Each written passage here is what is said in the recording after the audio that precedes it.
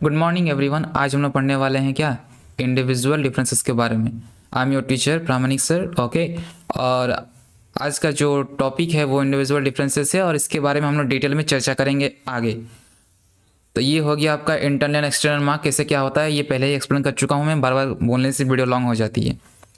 और ये यूज़फुल किस किस के लिए है, बीएड, केवीएस, एनवीएस, सीटेट, हर स्टूडेंट के इंपॉर्टेंट है जो जो इन सभी एग्जाम्स का प्रिपरेशन कर रहे हैं। And happy Saraswati Puja in advance आप सभी को। माँ सरस्वती आप सभी की मनोकामनाएं पूरी करे, आप लाइफ में बहुत ही बिग अपॉर्चुनिटी सबको मिले और आप सक्सेसफुल हो लाइफ में, हमारी मनोकामना है। तो चलिए शुरू करते हैं आज का लेक्चर। एंड सबसे पहले चैनल को सब्सक्राइब करना ना भूलें। ये हमारा टेलीग्राम चैनल है, इसके थ्रू आप, इस क्यूआर कोड के थ्रू आप क्या हो सकते हैं, ज्वाइन हो सकते हैं। इवन अगर आप मेरे डिस्क्रिप्शन में जाएं वीडियो के, तो वहाँ पर आपको मेरे व्हाट्सएप ग्रुप का और टेलीग्राम चैनल का आपको लिंक मिल सकता है, वहाँ पर आप जा सकते हैं। ठीक है, ये आपका सिलेबस है। और ये जो पिंक कलर में आपको दिख रहा है यहाँ से यहाँ तक, हम लोग आज ये पढ़ने वाले हैं इंडिविजुअल डिफरेंस के बारे में, उसका meaning, concept, scope, individual educational implications, इन सभी चीज़ों के बारे में पढ़ने वाले हैं। अगर हमारी वीडियो आपको स्लो लग रही है तो कृपया 2 के स्पीड में वॉच करें, जिनसे आपको प्रॉब्लम नहीं होगी। मीनिंग ऑफ इंडिविजुअल डिफरेंसेस, व्यक्तिगत विभिन्नताओं का अर्थ क्या है, इसके बारे में जानते हैं। Individual differences refer to the differences among individuals in their physical, mental, emotional, social and intellectual characteristic. तो देखिए, बच्चे की जो इंडिविजुअल डिफरेंसेस है, इंडिविजुअल डिफरेंसेस मतलब हर बच्चा एक जैसा नहीं हो सकता है। क्यों नहीं हो सकता है? क्योंकि सबकी हेरिडिटी हो गया या फिर इन्वायरमेंट हो गया। ठीक है, जिसे हम लोग कहते हैं वंशानुगत या फिर पर्यावरण, हिंदी में कहते हैं, वो एक जैसी नहीं होगी। क्यों नहीं होगी? क्योंकि सबका इन्वायरमेंट अलग अलग है, सबका रहन सहन, खान पान, सबका पेरेंटिंग डिफरेंट तरीके से होती है। तो हर बच्चा एक जैसा नहीं हो सकता, ये आपको दिमाग में बैठाना है। चाहे फिजिकली तौर पे हो गया, चाहे मेंटली तौर पे, चाहे इमोशनल, चाहे सोशल, चाहे इंटेलेक्चुअल कैरेक्टरिस्टिक, उसे हिंदी में मैं बताना चाहूँगा, चाहे शारीरिक तौर पे, मानसिक तौर पे, भावनात्मक तौर पे, या फिर सामाजिक तथा बौद्धिक विशेषताओं के तौर पे बच्चे एक जैसे नहीं हो सकते हैं। इसके बारे में और डिटेल में हम लोग आगे चर्चा करेंगे। ठीक है, no two individuals are exactly same, दो बच्चे कभी भी एक जैसे नहीं हो सकते हैं। क्योंकि इफेक्ट किसके इफेक्ट की वजह से, हेरिडिटी के इफेक्ट की वजह से और इंडिविजुअल और इन्वायरमेंट की वजह से, हेरिडिटी एंड इन्वायरमेंट के वजह से दो बच्चे एक समान नहीं हो सकते। इवन अगर बच्चे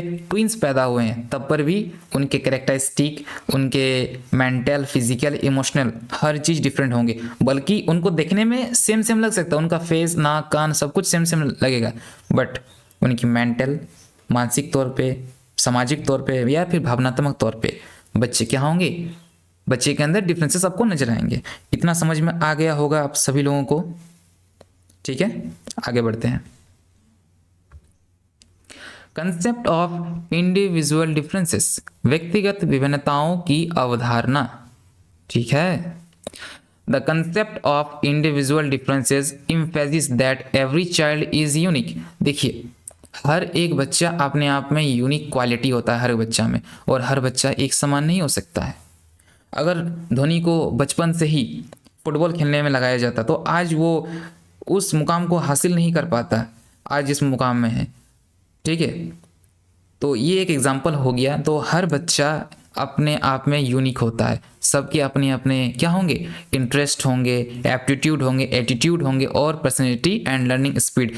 हर बच्चे में सीखने की जो क्षमता है, स्पीड है, वो क्या होगी, वो डिफरेंस होगी। उसकी इंटेलिजेंस लेवल में अगर देखा जाए तो वो भी आपको क्या होंगे, डिफरेंस नज़र आएंगे। उनके सीखने की स्पीड, उनके सीखने के तौर तरीके, हर चीज़ में उनकी रुचि में, ठीक है, रुचि हो गया, दृष्टिकोण हो गया, योग्यता हो गया, व्यक्तित्व हो गया, हर चीज़ में आपको थोड़ी बहुत डिफरेंसेस नज़र तो आएंगे।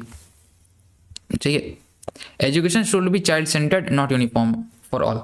तो बच्चे की जो एजुकेशन होनी चाहिए वो कैसी होनी चाहिए, बच्चे के इंटरेस्ट के अनुसार होनी चाहिए। बच्चे कैसे समझ रहा है, टीचर को ये ध्यान रखना चाहिए। बच्चे को हम लोग कितनी अच्छी तरह से पढ़ाएं कि बच्चा एक ही बार में समझ जाए, उन्हें बार बार बताना पड़े, और बच्चे के इंटरेस्ट के अनुसार पढ़ाना चाहिए, जैसे कि उनको किसी एक्टिविटी के थ्रू समझा रहे हैं, उस टॉपिक के बारे में आलोचना करके हम लोग समझा रहे हैं।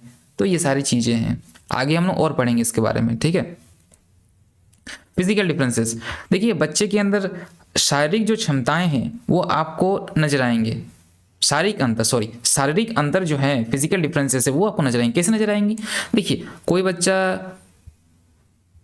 6 फुट का है, ठीक है, कोई बच्चा 6 फुट का है, और कोई बच्चा देखिएगा क्या है, 4 फुट का है। तो ये सारे क्या हैं? ये सारे फिजिकल डिफरेंसेस है। कोई देखिएगा 50 केजी का वेट का बच्चा है, कोई बच्चा 20 केजी का है। किसी के फिजिकल स्ट्रेंथ, कोई देखिएगा ग्रुप डी में गया है, वो 50 केजी का बोरा ऐसे ही उठा ले रहा है, और कोई बच्चा कोशिश करने पर भी उठा नहीं पा रहा है। किसी बच्चे का हेल्थ जो है बहुत पुअर होता है, ठीक है, क्योंकि उन्हें अच्छे न्यूट्रिशंस नहीं मिल पाते हैं बचपन से ही, ठीक है, उन्हें माल न्यूट्रिशंस हो जाता है। तो ये सारी चीज़ें कुछ फैक्टर्स हैं जिनको आपको ध्यान रखना है। तो फिजिकल डिफरेंसेस में आपको अंतर मिल जाएंगे। मेंटल डिफरेंसेस, मानसिक मतभेद, मानसिक तौर पे भी आपको डेवलपमेंट मिलेंगे। किसी बच्चे की जो इंटेलिजेंस लेवल है, ठीक है, बौद्धिक जो होगी वो बहुत ज़्यादा शार्प होगी, बहुत ज़्यादा तेज होगी। किसी की याद रखने की क्षमता, कोई भी चीज़ अगर बच्चे देख लेते हैं तो वो बहुत ज़्यादा देर तक उस चीज़ को माइंड में बिठा के रख सकते हैं। या फिर टीचर जो बोर्ड में पढ़ा रहे हैं, ठीक है, वो एक ही बार में सुन लेता है, एक ही बार में समझ लेता है और उसको याद भी हो जाता है। तो बच्चे की जो स्मरण शक्ति होती है कुछ बच्चों में वो बहुत अच्छी होती है। रीजनिंग एबिलिटी, बच्चे बहुत अच्छे से जो क्लास में पढ़ाया जा रहा है तो वो उस टॉपिक के ऊपर डिबेट कर पाते हैं, तर्क कर पाते हैं, अच्छे से उस चीज़ के बारे में आलोचना कर पाते हैं। तो ये क्या है? ये सारी चीज़ें मेंटल डिफरेंसेस में आते हैं।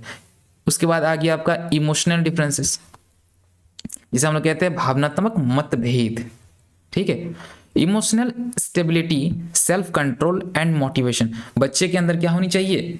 कुछ बच्चों में सेल्फ कंट्रोल की कमी देखी जाती है। वो बच्चे ज़्यादा देर तक किसी वीडियो में टिक नहीं पाते हैं। देखिए उनका जो रिटेंशन टाइम है, काहे कि आज का अगर मॉडर्न एज में देखा जाए तो बच्चे की जो क्या कहते हैं retention time, screen retention time है। अगर मान लीजिए आप में से बहुत सारे बच्चे हैं जो 30 सेकंड या फिर 1 सेकंड देख के मेरा वीडियो साइड हो जाएंगे, क्यों? उनका जो आदत हो गया 30 सेकंड का वीडियो देख के, जो शॉर्ट्स हो गया या फिर रील हो गया, वो क्या करते हैं, वो 15 सेकंड या 30 सेकंड के आते हैं और वो स्क्रॉल करे जा रहे हैं कंटिन्यूसली। तो बच्चे के क्या होगा, वो सेल्फ कंट्रोल बच्चे में ख़त्म हो गया। उसके अंदर वो लॉन्ग वीडियो देखने की जो मोटिवेशन थी, आगे हम लोग लॉन्ग वीडियो देखते थे, लॉन्ग वीडियो वॉच करते थे कंटिन्यूसली, वो एक आदत था। अब वो आदत धीरे धीरे कम होने लगी क्योंकि रील की वजह से। ये एक एग्जांपल हो गया, ठीक है। तो बच्चे के अंदर इमोशनल इनस्टेबिलिटी देखने को मिलती है।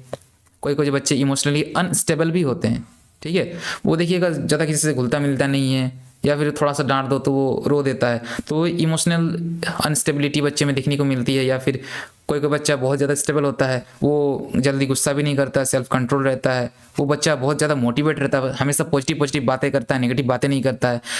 ये सारे क्या हैं? ये सारे इमोशनल डिफरेंसेस हैं। इतना समझ में आया बाबू लोग? तो आगे बढ़ते हैं। और जिनको समझ में नहीं आ रहा है वो वीडियो दोबारा वॉच करें। इवन अगर कोई डाउट है तो आप मुझे व्हाट्सएप में मैसेज कीजिए, मैं आपकी डाउट क्लियर करने की कोशिश करूंगा।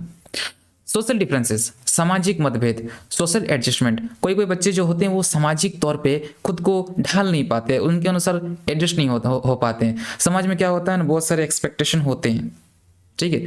शर्मा जी का बेटा IAS बन गया, डॉक्टर बन गया, ये सारी चीज़ें जो होती है वो क्या होते हैं, सामाजिक रूप पे बच्चे को अनस्टेबल बना देता है, क्योंकि उसके अंदर सोसाइटी का बहुत ज़्यादा प्रेशर रहता है, उसको हैंडल नहीं कर पाता बच्चा। तो सोशल एडजस्टमेंट भी आपको देखने को मिलते हैं। ये सारी जो मैं एक्स्ट्रा बातें कर रहा हूँ, क्या ये सारे एग्जाम्पल्स हैं, ठीक है। ये आपको समझाने के लिए मैं इसका प्रयोग कर रहा हूँ। लीडरशिप, नेतृत्व क्षमता, अगर आप मोदी जी को देखें तो हमारे शासकों और देशवासियों को क्या कर रही है, वो संबोधित कर रहा है। वो कैसे? क्योंकि उनके अंदर लीडरशिप क्वालिटी है, ठीक है।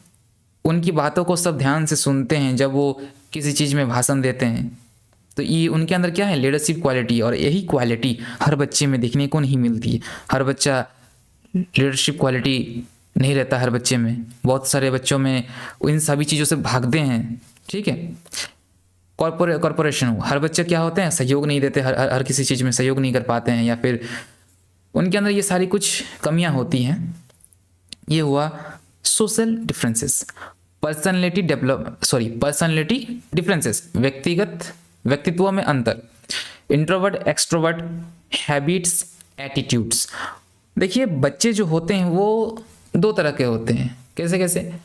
Two types. बच्चे क्या होते हैं? दो तरह के होते हैं। एक होते हैं इंट्रोवर्ट, ठीक है। इस टाइप के बच्चे क्या करते हैं? इस टाइप के बच्चे अपने ही दुनिया में रहते हैं, वो किसी से बातचीत नहीं करते, किसी से घुलते मिलते नहीं है। उनको बस चार दीवारी का कमरा दे दो और एक फ़ोन पकड़ा दो, वो आराम से रह लेगा। वो किसी से घुलने मिलने नहीं जाएगा, ज़्यादा किसी से बातचीत नहीं करता है, वो अपने ही दुनिया में मग्न रहता है, ठीक है। और एक हुआ एक्सट्रोवर्ट। क्या? एक्सट्रोवर्ट। ये बच्चे क्या है? ये बच्चे देखिए आप हर चीज़ में इन्वॉल्व होते हैं, ये बहुत ज़्यादा बोलते हैं, बड़बोले होते हैं, हर चीज़ में ये इन्वॉल्व हो जाते हैं कि हर मैटर में ये कूद पड़ेंगे, ठीक है। और इनके हैबिट्स, एटीट्यूड्स, हर चीज़ में आपको डिफरेंसेस नज़र आएंगे, ठीक है। Academic differences. एकेडमिक डिफरेंसेस क्या होता है? अचीवमेंट लेवल्स, लर्निंग स्पीड और लर्निंग स्टाइल। तो हर बच्चे की जो अचीवमेंट लेवल्स है, ठीक है, जो शैक्षणिक उपलब्धि हैं वो हर बच्चे में अलग अलग मिलेंगे।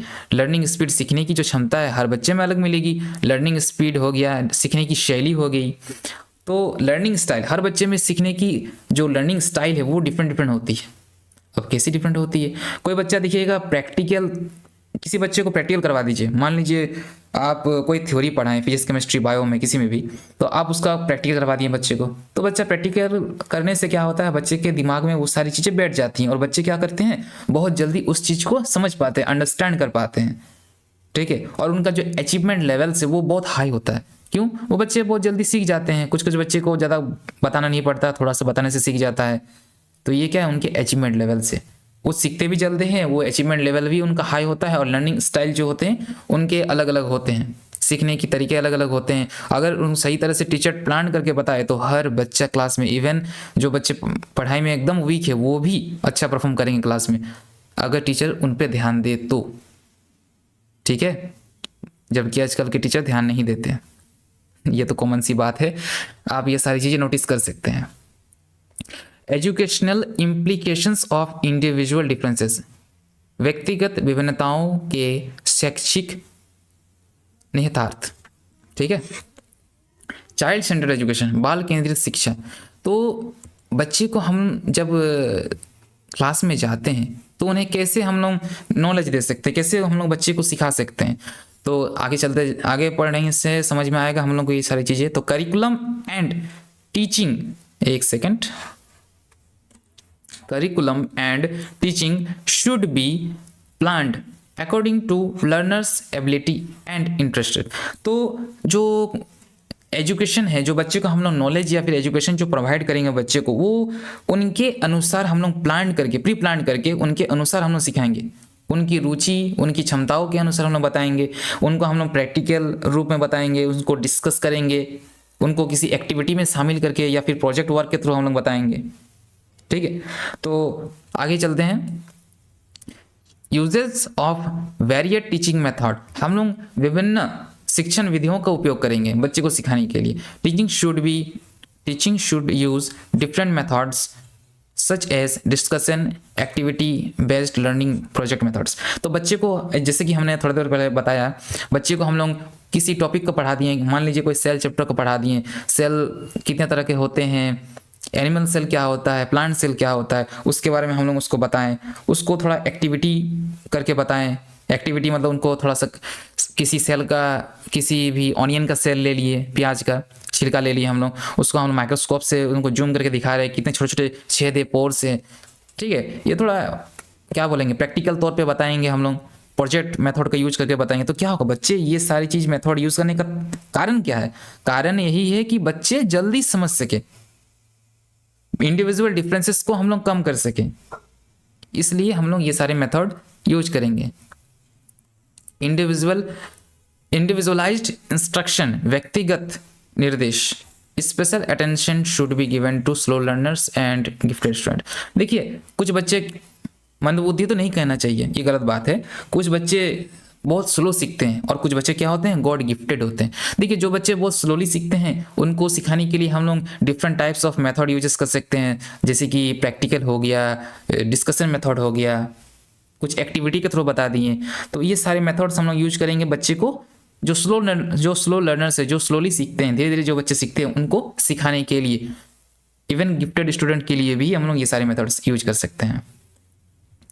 फ्लेक्सिबल करिकुलम, फ्लेक्सिबल करिकुलम क्या है?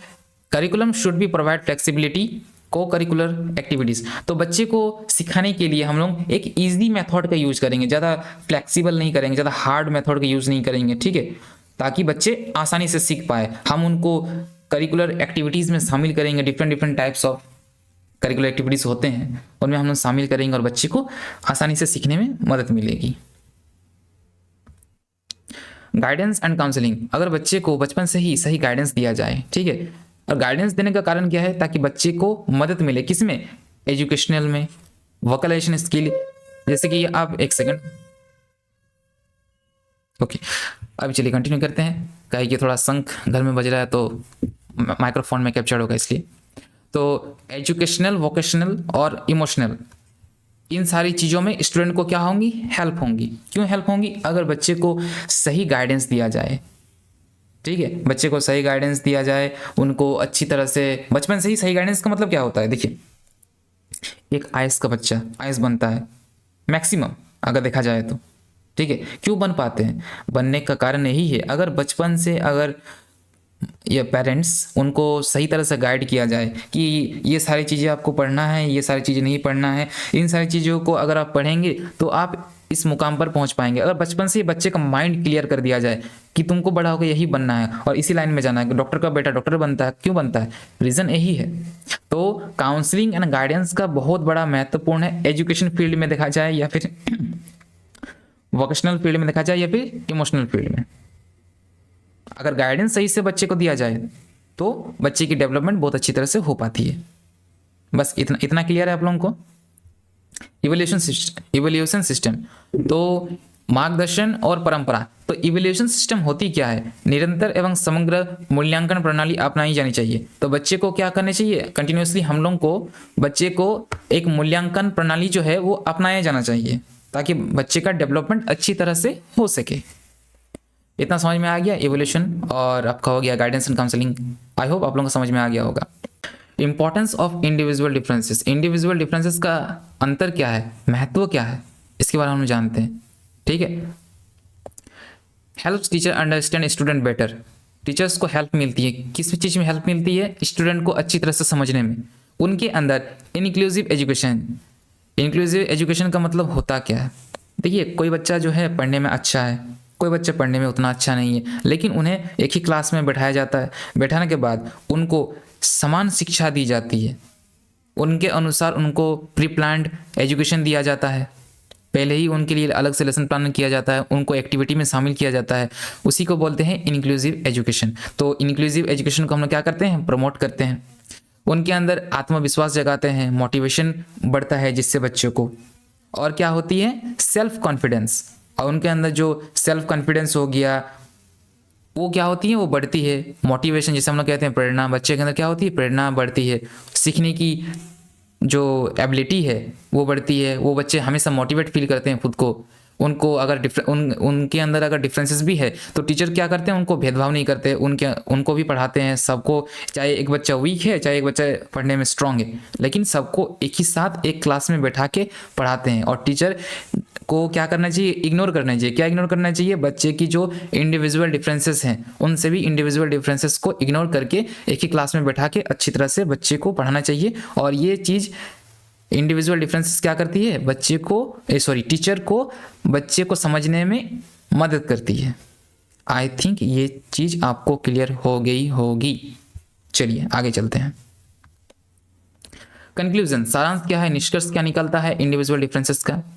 Individual differences are natural and unavoidable.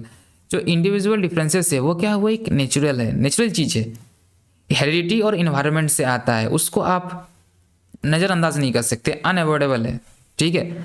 ये तो आपको बच्चे के अंदर बचपन से ही देखने को मिलती है, ये प्राकृतिक चीज़ है, इसको आप छेड़छाड़ नहीं कर सकते। Effective teaching respect this differences. जो इफेक्टिव टीचिंग, जो अगर टीचर इन सभी चीज़ों को क्या करना चाहिए? टीचर को सम्मान करना चाहिए इंडिविजुअल डिफरेंसेस को, ठीक है। जो व्यक्तिगत विभिन्नताएं हैं इनको क्या करना चाहिए? टीचर को सम्मान करना चाहिए, इनके अनुसार क्या करना चाहिए? प्री प्लान एजुकेशन देना चाहिए और बच्चे को ऑल राउंड डेवलपमेंट हो बच्चे के अंदर, ये टीचर को क्या करना चाहिए? कोशिश करना चाहिए। Helps in all round development of learners. Okay, so आज के लिए इतना ही। Thanks for watching Pramanik SSC. और जो बच्चे मेरे टेलीग्राम ग्रुप में ज्वाइन नहीं है वो ज्वाइन हो सकते हैं, और जिनको मेरे व्हाट्सएप ग्रुप में आना है वो आ सकते हैं। वो लिंक जो है वो मेरे डिस्क्रिप्शन में मिल जाएगा। चलिए बाय।